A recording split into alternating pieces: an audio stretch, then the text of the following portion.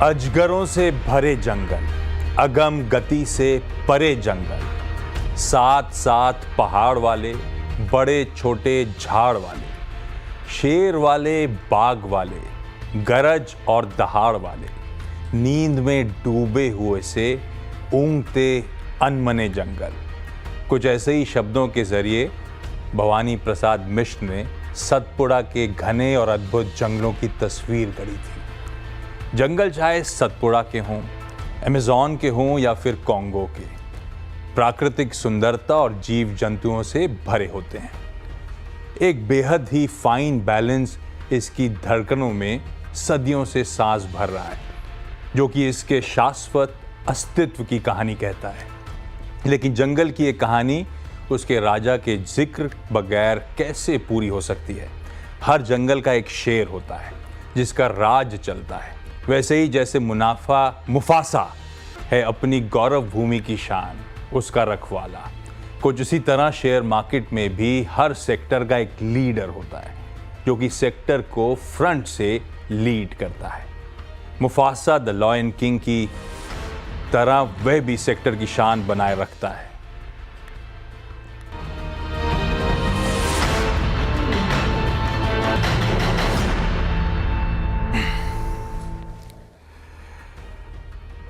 तो इस वीकेंड तो भाई एक ही मूवी फोकस में थी जिसका बहुतों को इंतजार था। वॉल्ट डिज्नी की मुफासा द लायन किंग। हम में से ज़्यादातर लोगों ने इससे पहले जो 2019 की पिक्चर थी द लायन किंग वो ज़रूर देखी होगी। तो भैया वीकेंड शो तो बट ऑब्वियस था कि इसी के इर्द गिर्द रखना चाहिए। क्या करने वाले हैं, क्या आइडिया है, क्या थॉट प्रोसेस है आज के शो का, उस पर आगे आता हूँ।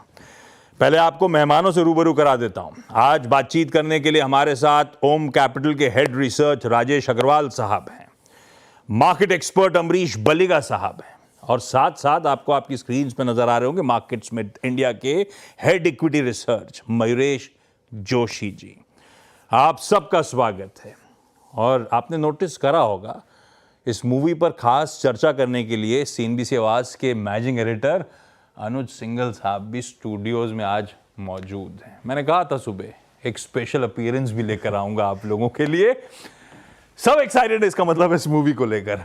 और आई एम श्योर आपने 2019 की वो लायन किंग जरूर देखी होगी। किस तरह का एक्साइटमेंट बिल्डअप हो रहा है मुफासा के लिए, क्या एक्सपेक्ट कर रहे हो आप इस मूवी से? लग रहा है कि ट्रेलर देख के पहली वाली से बेहतर दूसरी वाली होने वाली है? देखिए डिज्नी की फिल्म है तो होगी ही वैसे। लेकिन एक चीज़ बताऊं मैं आशीष आपको, 2019 में जब ये पिक्चर आई थी तो वो एनिमेटेड पिक्चर थी जो आपको एकदम ऑलमोस्ट रियल जैसी लगती है। इससे पहले इसी नाम से कार्टून फिल्म आई थी, वो तब आई थी जब हम बच्चे थे। मतलब शायद बिल्कुल हम बहुत छोटे बच्चे थे तब आई थी। मैं तो तब वो वाली पिक्चर देखी थी। उसके बाद जब इस पिक्चर को फिर कन्वर्ट किया गया और इस एनिमेशन पिक्चर में बनाया गया, मैं पता है किस लिए, 2-3 कारणों से मैं इस पर बात करना चाह रहा था। एक तो 2019 की जो फिल्म की शूटिंग हुई थी ना, वो हुई थी कीनिया के मसाई मारा में। तो पिछले साल मुझे मौका मिला था मसाई मारा जाने का और अपने बच्चों को वहाँ लेके जाने का। तो वो एक अफ्रीकन सफारी एक ऐसी हॉलिडे जो सबको करनी चाहिए। दूसरा, मैं इसके बारे में मैं क्यों बात करना चाह रहा था, जो फिल्म है ना द लायन किंग, वो सबको देखनी चाहिए, अपने बच्चों को तो दिखानी चाहिए, खुद भी देखनी चाहिए। उसमें लाइफ लेसन्स इतने इंपॉर्टेंट हैं। और ये जो अब पिक्चर बनी ना मुफासा, ये टेक्निकली प्रीक्वल है, ये सीक्वल नहीं है। क्योंकि द लायन किंग में जो मेन हीरो हैं सिम्बा, वो उनके फादर हैं मुफासा। और उसके बाद जितने भी स्पिन ऑफ्स बने उनके कार्टून सीरीज़ में, वो कायोन जो उसके बाद सिम्बा के भी बेटे हैं, वो भी हमेशा अपने दादा को याद करते हैं कि the Mufasa was the great legend. और मुफासा को उनके भाई ने धोखा देकर मार दिया था। लेकिन जो छोटा सा ही रोल था उनका 15 मिनट का उस पिक्चर में, उसमें वो सिम्बा को जो लाइफ लेसन्स देते हैं वो स्टॉक मार्केट के ऊपर काफ़ी एप्लीकेबल है। उसमें सबसे जो इम्पोर्टेंट लेसन होता है उसमें वो मुफासा सिम्बा को बोलते हैं कि वहाँ नहीं जाना है, एक जगह पर्टिकुलर जगह पे नहीं जाना है। तो सिम्बा को लगता है क्यों नहीं जाना है, तो पता चलता है कि वहाँ पे हाइनाज रहती हैं। तो सिम्बा को लगता है कि नहीं मैं जाता हूँ वहाँ पे। वो वहाँ जाते हैं और वो हाइनाज को घेर लेते हैं और जस्ट उसको मारने वाले होते हैं, तब मुफासा एंटर्स और वो बचा लेते हैं। तो उनको बोलते हैं कि मैं बहुत डिसअपॉइंटेड हूँ, मैंने तो बोला था कि वहाँ नहीं जाना, तुम फिर भी गए। उसने कहा कि लेकिन रिस्क तो आप भी लेते हैं, तो उन्होंने कहा कि नहीं, रिस्क लेना और बेवकूफ़ी में फ़र्क है। तो वही स्टॉक मार्केट में भी है, रिस्क लेना होता है स्टॉक मार्केट में, लेकिन एक फाइन लाइन होती है रिस्क कहाँ लेना और कहाँ पर आप गैम्बलिंग कर रहे हैं। क्या बस बढ़िया, इतनी बात बोलना चाहता था मैं। बहुत ही बढ़िया, क्या पैरेलल्स ड्रॉ करें। अमरीश, गए क्या मसाई मारा आप? मुझे कब ले जा रहे हो अफ्रीकन सफारी पर? मैं तो गया नहीं हूँ, बट श्योरली प्लान्स है जाने का। I think that's one place to be seen, पर मैं गया नहीं हूँ अभी तक। तारीफ सुन ली है, पर सुना है बजट बड़ा खतरनाक होता है, तो आने वाले दशक वशक में सोचूंगा ऐसा कुछ। अच्छा, इस मूवी रिलेटेड ना थोड़ा सा डोप लेकर आया हूँ। ये 2 फ्लो चार्ट्स दिखाई थी मैंने डायरेक्टर साहब, जो अभी चर्चा हो रही थी ना मूवी के बारे में। लेकर आइए पहली, मुफासा के बेटे थे सिम्बा, और सिम्बा की डॉटर हैं कियारा। ये वो फैमिली ट्री था, पहली मूवी में हमने देखा। अभी जो मुफासा की ग्रैंड डॉटर कियारा हैं, आपको याद होगा इस मूवी में एक बबून था जिसका नाम था मेरे ख्याल रफीकी। दरअसल उनकी ग्रैंड डॉटर कियारा को मुफासा और उनके दोस्त कह लीजिए, उनके भाई कह लीजिए, उनकी स्टोरी, टाका के साथ की स्टोरी सुना रहे हैं। ये बेसिकली है फिर कहने के लिए सीक्वल, लेकिन कहानी प्रीक्वल वाली है। तो इसीलिए कंफ्यूजन है कि सीक्वल है कि प्रीक्वल। ये स्टोरी प्रीक्वल है, आई सीक्वल है उस मूवी की। और राजेश सर, एक कंफ्यूजन था, बड़ा कंफ्यूजन है इसमें। जो वॉइस ओवर हुए हैं हिंदी वाले, वो किंग खान, शाहरुख खान ने करे हैं, और उनके बेटे हैं दोनों, आर्यन और अब्राम, उनके व्यूअर्स हैं। तो किंग और कप्स तो यहाँ पे भी मौजूद हैं। तो मैं समझ नहीं पा रहा था कि इसे अंग्रेजी में देखा जाए या मजा हिंदी में आएगा। आपका क्या मानना है? देखिए, एक्चुअली अगर कहा जाए ना तो मजा आपको इंग्लिश में ही आएगा, लेकिन मैं अपनी पर्सनल राय दूं तो मैं हिंदी में ही देखने वाला हूं, क्योंकि ऑब्वियसली किंग खान की आवाज है। तो पिछली बार तो मैंने हिंदी में ही देखी थी, उसमें भी शाहरुख खान की आवाज थी, और इस बार भी मेरा इरादा तो हिंदी में ही देखने का है, शाहरुख खान की आवाज में। इंग्लिश में फिर हिंदी में, और हिंदी में सिर्फ किंग खान के लिए। जब इसका ट्रेलर आया था तो उसमें शाहरुख खान कहते हैं कि राजा होता है वो जो अपनी प्रजा का ध्यान रखे, राजा होता है वो जो अपना मुकाम बनाए, राजा होता है वो जो, ऐसे 3-4 चीज़ें बोली। फिर बोलते हैं काफ़ी सिमिलर लग रही है कहानी। मतलब वो मुफासा और अपनी कहानी के बारे में बात कर रहे थे, क्योंकि वो भी किंग खान है, तो ऑब्वियसली तो दोनों में देखिए। आशीष, क्या तकलीफ है? पहले इंग्लिश में देखिए फिर हिंदी में देखिए। बिल्कुल सही है, पर जब पता है कि अंग्रेजी में अच्छी है, देखनी चाहिए, तो आप राजीव जी हिंदी में क्यों जा रहे हो और क्यों गए थे? मैं कह तो रहा हूँ कि शाहरुख खान के लिए जा रहा हूँ। मेरे लिए सही तो कंफ्यूजन था, आपने फिर कंफ्यूजन, मेरे को भी लग रहा है। खैर पता नहीं, मेरे बच्चे एग्री नहीं करेंगे। अपने को तो क्या हिंदी में मजा आता है, समझ आती है पूरी। घर पे अंग्रेजी देखते हैं तो रिवाइंड कर करके काम चला लेते हैं। थिएटर में वो ऑप्शन मिलता नहीं है। अच्छा, वैसे डबिंग की बात हुई ना, तो इसमें ना श्रेयास तलपड़े और संजय मिश्रा साहब ने टिमोन और पुम्बा की डबिंग करी है। मुझे लगता है गजब करी होगी दोनों ने। महेश, इस फ्रेंचाइजी के आप फैन हो क्या? बिल्कुल आशीष जी, आई थिंक ऐसे कम लोग होंगे जिन्होंने आई थिंक ये मूवी देखी नहीं और सराही नहीं है। मुझे लगता है I think absolute fan of the entire franchise. ये लीजिए, किंग खान के साथ लगा भी दिया उन्होंने, प्रोड्यूसर साहब ने। खैर चलिए, अब बताता हूं आज करने के वाले। जब सोच रहा था इस मूवी को कैसे वीव करूं, तो कुछ ज्यादा समझ में नहीं आ रहा था। तो फिर मुफासा का असली मीनिंग क्या है वो टटोला। इस्लाम में मुफासा का मतलब होता है द चोजन वन, पर एक्चुअली ये मुफासा वर्ड जो है वो अफ्रीकन ओरिजिन, इसका मतलब होता है किंग या ruler. To rule, to govern, वो है मुफासा। तो अपन इसी एटिमोलॉजी के बेस बना के आगे बढ़ गए।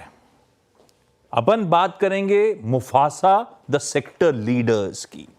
वो कंपनीज जो मार्केट लीडर्स हैं, वो कंपनीज जो अपनी स्पेस का सिग्निफिकेंट मार्केट शेयर कॉर्नर कर चुकी है, वो जो अपने इलाके की राजा हैं। और हां, बट ऑब्वियस आउटलुक ब्राइट है और वैल्यूएशंस कुछ हद तक अट्रैक्टिव है। To cut the long story short, वो कंपनीज, वो पिग्स जो सेक्टर लीडर्स हैं और बेहतरीन लग रही हैं हमारे एक्सपर्ट्स को। ठीक आइडिया ना राजेश जी? चलेगा ना आइडिया? बिल्कुल बिल्कुल। ऐसे माने जिस तरीका से आप जोड़ते हो ना पिक्चर की थीम को, और अभी अभी अनुज जोड़ गए वो रिस्क और बेवकूफी वाली बात, वो तो मैंने हाँ, शिक्षा था समझ लीजिए एक तरीका से, वो तो मैंने सोचा ही नहीं था कि कहां से कहां गया। लेकिन आप जो इस तरीके से जोड़ते हो वो बस अमूल के बाद आपका ही आता है नाम। अमूल हर इवेंट के साथ जोड़ सकता है और आप हर पिक्चर के साथ जोड़ सकते हो। मैं पिक्चर के नाम से कर रहा था, लेकिन मुझे भी अनुज का आइडिया वो अच्छा लगा। अगर वो पता होता मुझे, वो वाला डेप्थ में गया होता, तो वाला शो की थीम बदल सकती थी, इंटरेस्टिंग थी। लेकिन चलिए, आज तो खैर हम सेक्टर लीडर्स चुन रहे हैं जिनका डोमिनेंस है, जो बढ़िया कंपनीज हैं, बढ़िया पेडिग्री, इनको रडार पर रखिएगा। हो सकता है मार्केट करेक्टिव मोड में हो, तो आउटराइट बाय करने की जरूरत नहीं है, रडार पे रखिए, नीचे के लेवल्स पे एक्यूमुलेट करिए, इस भरोसे के साथ कि लंबी अवधि में गाड़ी कमाई करके देने का दमखम रखती है। ये शेर पीछे वाला थोड़ा थका थका सा दिख रहा है डॉक्टर साहब। वैसे जख्मी शेर ज्यादा खतरनाक होता है, ये भी ध्यान रखिएगा। अमरीश, ऐसा पहला स्टॉक कौन सा जो अपने सेक्टर का दिग्गज हो और आपको पसंद आ रहा हो? पहला स्टॉक तो मेरा है ग्राइंडवेल नॉर्टन। ये मार्केट लीडर है एब्रेसिव्स में विद 27% मार्केट शेयर, और अभी परफॉर्मेंस सिरेमिक्स और प्लास्टिक्स पर भी काफी फोकस कर रहे हैं, जो केटर करता है two segments like life sciences और इलेक्ट्रिकल मोबिलिटी। ये करीब 42% ऑफ द रेवेन्यू है उनका, और यहाँ से भी काफी बढ़ेगा, काफी ग्रोथ होगा। स्ट्रॉन्ग फ्री कैश फ्लोज है consistently for the last 10 years, और मार्जिन्स भी हाई है एट अबाउट 19%। रेवेन्यू डबल हुआ है लास्ट 6 साल में। Q2 थोड़ा बहुत मिक्स्ड रहा था। रेवेन्यू ग्रो ओनली बाय 4% और EBITDA margin decline by 1% to 18.6। तो इसीलिए ये स्टॉक करेक्ट किया था, पर मुझे लगता है कि ये काफी अच्छा अपॉर्चुनिटी है, क्योंकि नेक्स्ट 3 साल में एक्सपेक्टेड रेवेन्यू का अगर करीब 18% का होगा, एबिटा का अगर करीब 24% का होगा, नेट डेट फ्री है, डबल डिजिट रिटर्न रेशियोज है। तो यहाँ पे जो मेरा एक्सपेक्टेड ईपीएस फॉर FY26 करीब 55 का है, तो टारगेट बनता है करीब 2900 का, which is 30% plus return from here. Grindwell Norton, interesting. 2900 के टारगेट्स के लिए एक बेहतरीन पिक, एक गजब का सेक्टर लीडर आपके सामने। मयूरेश, आपके रडार पे पहला ऐसा कौन सा सेक्टर लीडर जिसको आपको देख के कन्विक्शन आ रहा है इन लेवल्स पे, या हमेशा से था और बढ़ गया है? तो आशीष जी, मुझे लगता है आई थिंक प्राज इंडस्ट्रीज, ये स्टॉक पहले भी मुझे पसंद था, बट मुझे लगता है जो एक कंसिस्टेंसी है इनके लीडरशिप एरियाज में, जो 2G 1G 2G प्लांट्स बनाते हैं, और 2G प्लांट्स में भी जो फीड स्टॉक या फ्यूल का यूज करने वाले हैं एग्रीकल्चर रेसिड्यूज से, आई थिंक यहाँ पे इंडिया और अक्रॉस द ग्लोब इसमें जबरदस्त डिमांड होगी। दूसरा, आई थिंक ये जो रिन्यूएबल नेचुरल गैस, इन्होंने एक प्रोप्राइटरी टेक्नोलॉजी डेवलप की है, जिससे 30% कम ऑपरेटिंग कॉस्ट रहेगी, और ये वैल्यू एडेड मन्योर बनाते हैं which can act as a organic soil as a by product. दूसरा, जो सस्टेनेबल एविएशन फ्यूल की हम बात कर रहे हैं, आज हम गाड़ियों की बात कर रहे हैं, they have already started developing a technology जो एयरक्राफ्ट में यूज हो सकते हैं। There is a blending mandate of 1% by 27, और यूरोप में तो 5% का मैंडेट है बाय 28। अलॉन्ग विद दैट, ये जो आइसोक्टेन करके प्रोडक्ट बना रहे हैं फॉर फॉर्मूला 1 कार्स और marine biofuels, along with water treatment, high purity solutions, ये सारी चीजें आई थिंक जो बैलेंस शीट को ग्रोथ देगी, ये जबरदस्त तरीके से इजाफा देगी। लास्ट बट नॉट लीस्ट, इन्होंने जो टारगेट्स रखे हैं 2030 के of having revenues of 10,000 odd crores, export जो है 29% करते हैं, ये एक्सपोर्ट्स लगभग 50% के आसपास जाएगा। फर्स्ट हाफ में इन्होंने लगभग 12.25% की मार्जिन की है।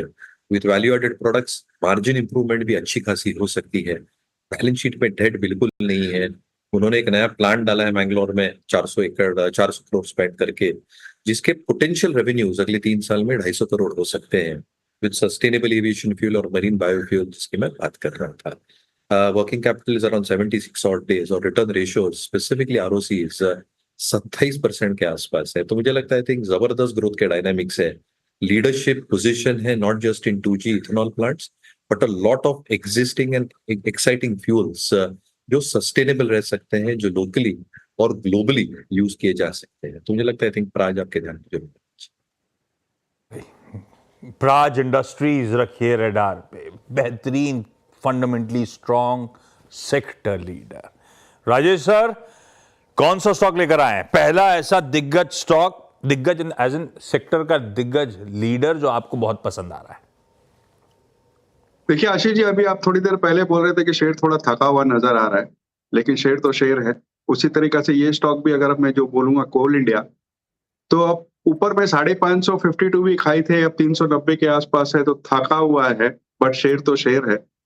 विश्व की सबसे बड़ी कोयला उत्पादन कंपनी है, 82% मार्केट शेयर भारत में है, और 57% कमर्शियल एनर्जी जो हो रही है वो कोयले के थ्रू हो रही है, और कोल इंडिया 40% उसको केटर कर रहा है।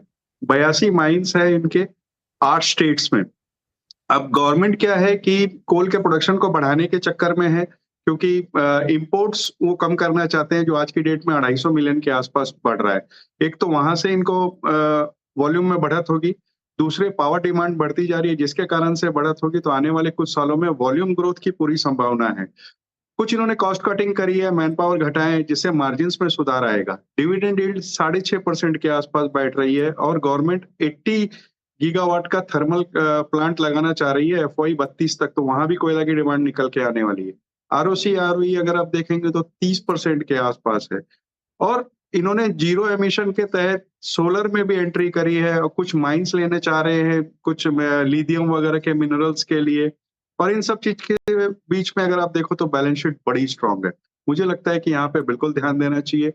एक तो थका हुआ है, ऊपर से करेक्ट कर चुका है, डिविडेंड यील्ड अच्छी है, बैलेंस शीट स्ट्रांग है, और डिमांड आने वाले दिनों में बढ़ती हुई नजर आ रही है। कोल इंडिया रडार पे रखिए। बिल्कुल सही, पर शेर तो शेर है, रडार पे रखिए।